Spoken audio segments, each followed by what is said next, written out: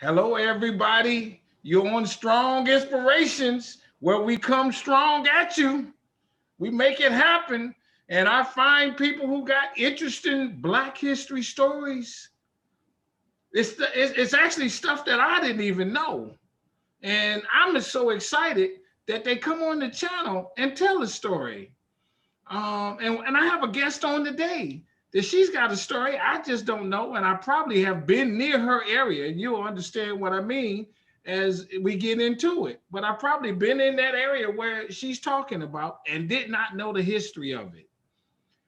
So let me ask you, come on, folks, subscribe to the channel. I'm not begging. I don't. If you do, you do. You don't, you don't. But I'm still gonna give you this information. All right. So subscribe, like a video, hit the notifications button because I upload 3, 4, 5 videos a week, and tell somebody about Strong Inspirations. All right. And as you might know, I have this movie out. It's a documentary called Business in the Black, The Rise of Black Business in America. And one of the things that we talk about, which is kind of a lead in to my guests, we talk about Black business areas across America and what races did to destroy them. We name them, we say how great they are, and then I give you a little bit of the sad story. That's 75 minutes of positive information. Slaves who went to college, Black millionaires in the 1800s. It's on Amazon, and we also have the DVD. I had so much fun doing that and showing that, and so many people said, hey, I wrote the book titled Black Business Book, which has over 200 facts. And we also talk about what racists did to destroy Black neighborhoods across America, not just in Tulsa, but in Detroit, my hometown where I'm filming from. They ran a freeway right down the middle of it, took it out completely. They call it urban renewal. This was in the 50s, and they did it across the country, many freeways. And also my book is available on Amazon, or go to my website, Inspirations by Strong. That's what we are, strong on this channel. So without further ado, let me bring this lady on. She's sitting there, she looking good. She says she's ready to go. She got her trainer cabinet standing behind her. She is ready. So here we go on Strong Inspiration. Come on, introduce yourself and tell us a little bit about who you are. Yes, my name is Alcione Amos, and the strange name and the accent is because I came from Brazil about almost 50 years ago to Washington, D.C. I arrived here in 1972, and after a career in different fields, I landed in the Smithsonian Anacostia Community Museum, and I have worked there since 1960s, no, no, sorry, 2006. And eventually they hired me. I started as a volunteer, then they hired me as a curator, and I have created 2 exhibits. And the second exhibit I created, How the Civil War Changed Washington, was the exhibit that motivated me to write this book. And by Okay. the way, the Oh, book you go, is yeah, here. she ready. Oh, yeah, yeah. You see, she do her thing. She show her book right Yeah, on the back. All it's right. Barry Farm-Hillsdale in Anacostia, the Okay. historic and African American community. Okay. And it's available in Amazon.com. Amazon. It's Yeah. very easy to Let me ask you buy. this before, and we're gonna pitch the book. There's no question about that. But let me Yeah. ask you this. You come from Brazil. Yes, I came from And Brazil. so slavery was, that's where slaves first got. They came, a lot of slaves went to Brazil. Yes, a lot of slaves went to Brazil, and slavery was not abolished until 1888. So, it lasted for a long time in Brazil. Is there is there a date when they talk about when it started in Brazil? It started in the 1500s, I think. So that's even before America. Even before America, yes. It was a long, long time. Yeah. Now, so the story goes, slavery started. The Europeans were going over to Africa and they were getting them and stuff like that. And they took them to Europe first. and then they started taking them to South America, Brazil's, and the Caribbean islands. Yes, in the United States, of course. Yes. And then later came, because the United States is, they used to call it the New World, and then they came to United States. Right. We have today, yeah, the area where today is the United States. Now, what's your connection to slavery in Brazil? I mean, was it your ancestors, or you know any of that? I have African ancestry, yes, and Portuguese and Spanish and African ancestry. I did my DNA, and that's my my mixture.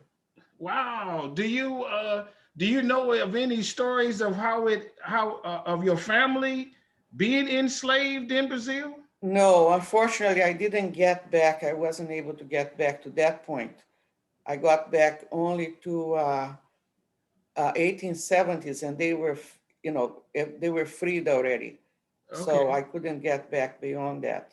Oh, do you know of any, and not just in slavery, but maybe in the civil rights era, if they call it that in Brazil? Was there anyone there like a Martin Luther King or something like that? Or It was the movement in Brazil was very different from here, and start much later, and it's still going on. It's very much the movement of civil rights in Brazil came later, and it's still going on. So it doesn't have many similarities with civil rights in the United States. oh my God, and Yeah, they're still fighting it, fighting the yeah, fight. they're still fighting today. Yes. Did when you were there, did you know of Black history in America? Did you know our story? Did you study it or Yes, I something? did. I worked for the American consulate, and spoke English, and I knew a lot about American history because of that. So I knew about the civil rights movement. I accompanied it. Uh, I was very interested in it, so I had a lot of knowledge about that. And so it was a big move for you to come to America, wasn't it? It was a big move. I was 25, and I came to get married, and I had met my future husband in Brazil, and I moved to Washington to marry him. He was an African American man, so I immediately went into the African American community, and he was a writer, journalist, and historian. So I helped do a lot of research with him, which actually I learned a lot about research with him. So Sure. that was my beginning in the interested in African American history, and interested in researching and writing about it. Oh, so now that you get to America, and you do you in the area, the neighborhood in your book, is that where you moved to initially, or No, no. okay? As I said, I came up to work at the Anacostia Community Museum, and there is where I learned about this neighborhood, because this neighborhood is right next to where the museum is located. And everybody talks about Anacostia, Anacostia, Anacostia. So Anacostia is uh, a lot of neighborhoods, different neighborhoods that everybody lumps into Anacostia. And Barry Farm-Hillsdale is one of them. Okay. And it started right after the Civil War in 1867, Oh, and was created by the Freedmen's Bureau because of the influx of African American refugees during the Civil War. About 40,000 to 6,000, 60,000 people came into Washington looking for freedom, and they didn't have appropriate housing. They lived on the streets, or they lived on makeshift housing that they built themselves. And this is 1867. There are many people camping on K Street in downtown Washington. And the owner of this very large lot went over to the Freedmen's Bureau and said, I would like those people to move out because my property is very valuable now. I want to sell it. I want to build on it. And, I can do that with them. So General Howard decided to go over and talk to the man. I mean, at that time, they didn't talk with the women. He called the men together and said, now you have to move out of here. This is not your land. And they told him, where are we going to go? What are we going to do? There's no place to go. And he asked, what would make you self-sufficient? And they said, give us land, give us land. Okay. These were rural people. If they had land, they knew how to take care of themselves. They would know how to plant and, take care of, build a house, take care of their family. So that gave the idea to General Howard to go and buy land outside, near, but outside the downtown Washington area, Okay. and create a settlement where he could sell the lots to people to buy, to buy and then build their houses and Let rebuild me their lives. let me ask you, where is this located in Washington? Is it like in the heart of the city? Is off Now to the it's in side? Where southeast exactly? Washington, across the river, the Anacostia River. At the time he bought the land, was a farm, belonged to the Barry family, thus the name Barry Farm. And it was a rural area, literally at that. Now it's very urban, Yeah, very, overbuilt, as a matter of fact. yeah. But at that time was totally rural. So his idea was, I will open the streets, I will plot the lots, and the lots were very large, 1 acre lots, Oh, really? and Okay. you know people can build their houses in the front of the lot and then use the rest of the lot to plant and raise small animals Yes. and have a little rural property, you Yes. know and that's what happened. And he also sold lumber. Now I want to bring this information up so people understand it. Everything was sold. Nothing was given for free. People worked all day long in the sea across the river. If you are from Washington, you know what I'm talking about. You have to cross a bridge to go into Washington from this area in Southeast. I got you. And they would work all day long and then they would cross the bridge walking. I don't think many of them had transportation, and build their houses at night at the light of lanterns. Let me And ask you this question. Let me ask you sure, this. I don't mean to interrupt you. What kind of houses did they build? Were these little small houses? they were small houses, 2 room houses made of wood, of timber, that was sold by the Freedmen's Bureau in the beginning, at least in the first 2 years or so. And the Freedmen's Bureau provided technical assistance. They hired a guy called Frederick Smith, who was called the boss carpenter. And Mr. Smith went around, telling people, do this, do that, don't do this, don't do that, if they were doing something wrong in building the house. So there were these standard small houses, 2 room Okay. houses that people built in the beginning. And the last of those houses lasted until 2009 when it was, Yes. destroyed. Is there can you have an idea of how much a house might have cost or the land might have cost then or The, something? the land cost between $150 to $300. The lumber, depended on the amount of lumber that people built, that people use. There was the standard design, but I have the feeling from what I have seen in the records that some people build a little bit larger houses, a little bit smaller houses. So the cost of the lumber was not exact. But lots were 150 to $300. Did the And people by the build way, up? I want to bring this up because it's Yeah, very go ahead. interesting. Yeah, sure. 46 women bought lots of the initial Okay. 300 and 356 lots. 46 women brought lots. And when I tell people that it's impossible.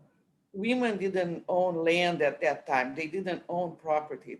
Men owned land and property. But the records show that 46 women bought lots. Some of them bought the lumber to build their houses. They paid the taxes. There are tax rolls where, you know, their names are listed.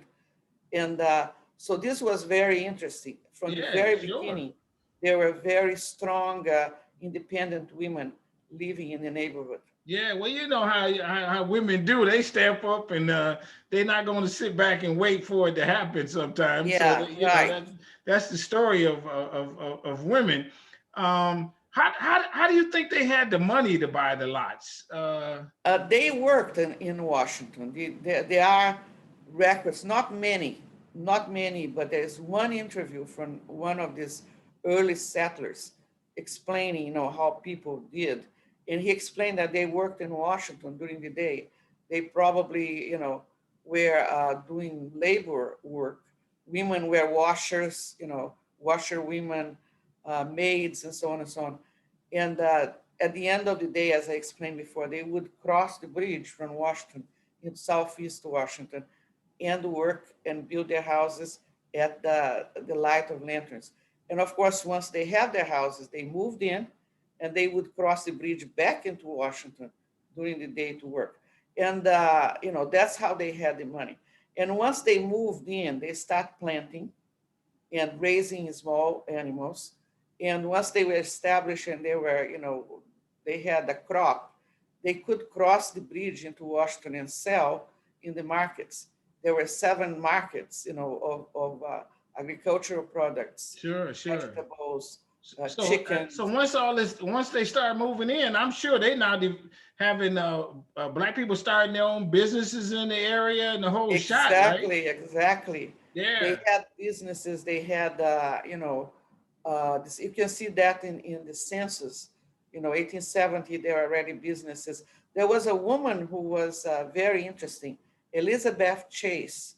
She had lived in downtown Washington, but I assume they rented where they lived, she and her mother. So when they moved to Barry Farm-Hillsdale, she started a restaurant on the downtown street of the settlement, which at the time was called Monroe Street, then became Nichols Avenue, and today is Martin Luther King Avenue. Okay. So, you know, she had a restaurant there. So people immediately must have started, you know, small businesses, or as I said, they started their own gardens and start Sure, selling sure. produce in Washington. Let me ask you this. You know, there's always a downside, you know, the racist head, you know, the racism starts rearing its ugly head. The Ah, white people yes. say, oh, that's where the black people are. Let's go over there and rob them. And there was Well, the conflict. particular, Let's give them less city services. You know what I mean? Those kind of oh, things. yes, all of that happened with Barry Farm-Hillsdale. But let me explain 2 things. I want to talk about that, but let me explain 2 things before I go there. First of all, the name Barry Farm-Hillsdale. People were very concerned about the name Barry Farm because the Barry family had owned enslaved people. So, you know, they wanted to change the name of the community. So eventually in 1874, the name was changed to Hillsdale for the hills and dales of the community. It's a very hilly community. Anyway, that never took. I mean, the community called itself Hillsdale, but it never appeared in the maps. And to this date, if you buy a house on the footprint of the original, you know, settlement, you cannot, you know, when you get your deed, what it says is Barry Farm, that you are buying a house in Barry Farm. So we decided in the museum that we had to acknowledge both names, both were historic names. So we decided to use the hyphenated name in the book. And the other thing is that in 1942, during the Second World War, the US government built a housing project called Barry Farm Dwellings on the footprint of the original Barry Farm settlement. And to this day, when you talk about Barry Farm, most people will know about Barry Farm Dwellings because it's much in the news Right. now because it's being redeveloped. But the book talks about the whole story from 1867 I until got you. the 1970s. I got you. Barry Farm Dwellings is part of it, but that's not the only story. But Yeah. let me talk about discrimination and segregation. Sure. The neighborhood was located between two white neighborhoods. Anacostia, which was a white neighborhood until at least the 1950s, and Congress Heights, which was a white neighborhood. Okay. And in Congress Heights, people from Barry Farm-Hillsdale couldn't even go there. They were chased away. There were interviews that were made in the 1970s where they said, I could not go over there. I was being literally chased away by the residents. And in Anacostia, they were not well received. They had to go through Anacostia because the bridge was in Anacostia. So they had to go through Anacostia to get to the bridge and go into Washington. But they were not well received Yes. in the businesses. But that had a good, development for Barry Farm-Hillsdale, because in the 2 blocks that they had, on the main street, 2 or 3 blocks, they had a lot of commerce. They had everything they needed. They Oh, had, okay. Yeah. they had drugs. They had the drugstore. They had the school. The public school was Yeah. there. They had, little mom and shop stores and beauty salons and barber shops Sure, and sure, sure. and free undertakers, which I thought was very surprising. Yeah. But there were free undertakers in that, small piece of the avenue. But that meant that people didn't have to subject themselves to Yes. go into Anacostia and be discriminated against. Yes. And people talk about that in the interviews that I used in the book. Yes. Now, so did was there now you talk about the other neighborhoods, the Anacostia district. Frederick Douglass' house is in Anacostia district. It is, How was but he it is able to buy about that big house on the hill? well, he was probably the most important African American person in Washington at that time. And the white owner of the house was bankrupt. So I had the feeling that the white owner of the house, was very happy to sell the house to him Mhm. because he needed the money. But when he was Uh, living there, was he the only black in that area? he was probably one of the only Oh, blacks. really? Yeah, I haven't bothered, to go into the census and check, but I Yeah. have the feeling if there were a handful of others, probably were people that were in employment, living in the houses of their employers, Yeah. because pretty much Anacostia was white until the 1950s. Until the 1950s, there were even covenants that said you can't sell this house or this lot for, I'm sorry to use the word, but was the word that was used at the time, Negroes, Indians, Right. and Arabs. There was, there were Okay. covenants Okay. that specified that. So I have the feeling that he was one of the very few. And he came into Barry Farm Hillsdale a lot because it's about a mile and a half, 2 miles from his house. Yeah. Plus, that's where the black people were. That's where did they have nightclubs in Berry Farms? Oh yeah, I mean, there that's were where that a it was kind of hopping lot. right there, wasn't it? Yeah, there were two very big parks, very big venues, Eureka Park and Green Willow Park, where they had dances. They had, lots of bands playing and picnics, huge picnics and everything. And of course, the white neighborhood, Anacostia, was not happy because people were coming in the streetcars and crossing Anacostia in the streetcars Yeah, I and got you. going to Barry Farm Hillsdale to go to these big entertainment parks. And so, of course, they start complaining, and eventually the parks closed. Yeah, I got you. But, so Barry Farm Hillsdale had this huge problem of being between these two white neighborhoods that, didn't allow them to, live an easier life. The sense that people had was that they were very isolated. That came up over and over and over in the I interviews. got you. We were very isolated, Yeah. very isolated. Is there Is there historical markers that signify the area or something like that? They are. The Okay. Washington, D.C. government has a system of trails, historic trails, in several, most areas of the city has these historic trails. Yeah, I got you. There's one historic trail that is called the Anacostia Historic Trail I got you. that goes into Barry Farm-Hillsdale. But that was one of the things that I wanted to point out, and Yes. I wanted to write the book about that. Everybody talks about Anacostia. Everybody knows about Anacostia, but nobody knew about Barry Farm-Hillsdale. I mean, when I started writing the book, people said, "But where is this? Where it's in Anacostia." But it was very separated from Anacostia I got you. when it started. It I was got a very independent settlement and neighborhood I got that you. became very successful. The second African American woman to get a PhD, Georgiana Simpson, was born and raised and got her early education in Barry Farm, Hillsdale. Oh, okay. And she went on to be the second African American woman to get a PhD. Yes, So I got you. I got you. it was a successful neighborhood for Yes. a long time. Yes. Did are there any houses still standing from when they first built? Is there that they remodeled to make it like a historical treasure or something? Unfortunately, not. Unfortunately, not.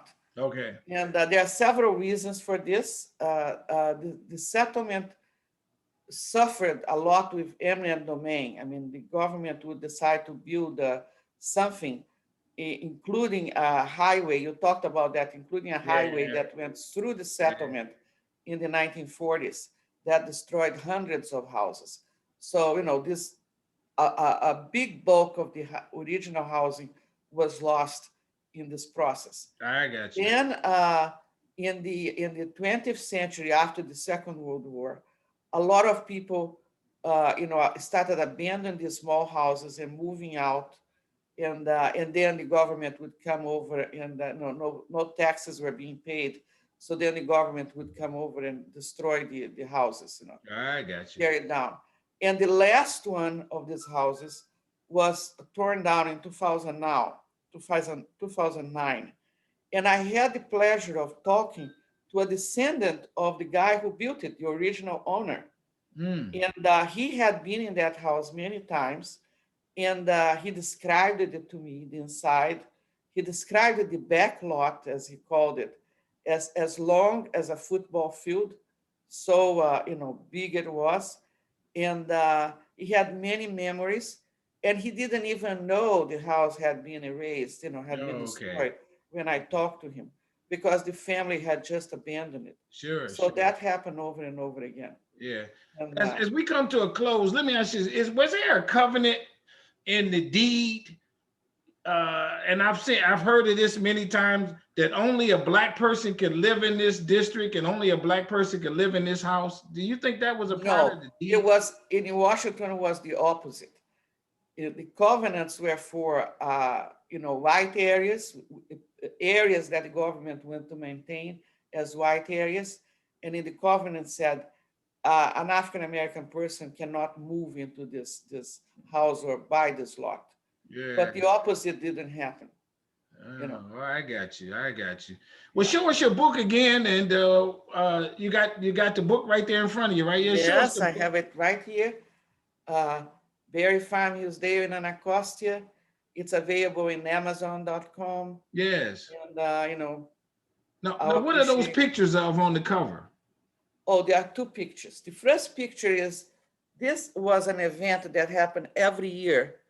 Barry, the Miss Barry Farm. There was always an event every year, a big festival. Yes. This was Okay. this was 1956, Okay. already in the 50s, and Okay. this was the lady, the young lady, Yeah. still alive today, Yes. and who was the The, Miss in the Berry fest. Farm that day. Okay. And the second picture is an original street, original houses. Oh, really? Okay. And these houses were destroyed in the 1940s to build the Barry Farm dwellings. I got you. This is the area where Barry Farm dwellings was built I in the got you. 1940s. I got you. Hey, everybody. Strong inspirations. This is what we do. We find history all around and we give it to you straight, no chaser. I thank you so very much for coming on the channel and sharing this story with us. We're going to put in the description about the book and how people can order it. I'm glad you're here in America. Thanks for coming. I'm glad I came here 50 years ago. Yeah, that's all right. I have had a very good life here. Yes. Everybody, come on, hit that subscribe button. Hit the like button on this video for sure. Tell somebody about Strong Inspirations. We'll be coming back. And to you, I say, stay strong, stay safe, stay on your grind. I appreciate you for coming on the channel. Everybody, thanks and have a blessed day. Bye-bye. Thank you. Uh-huh.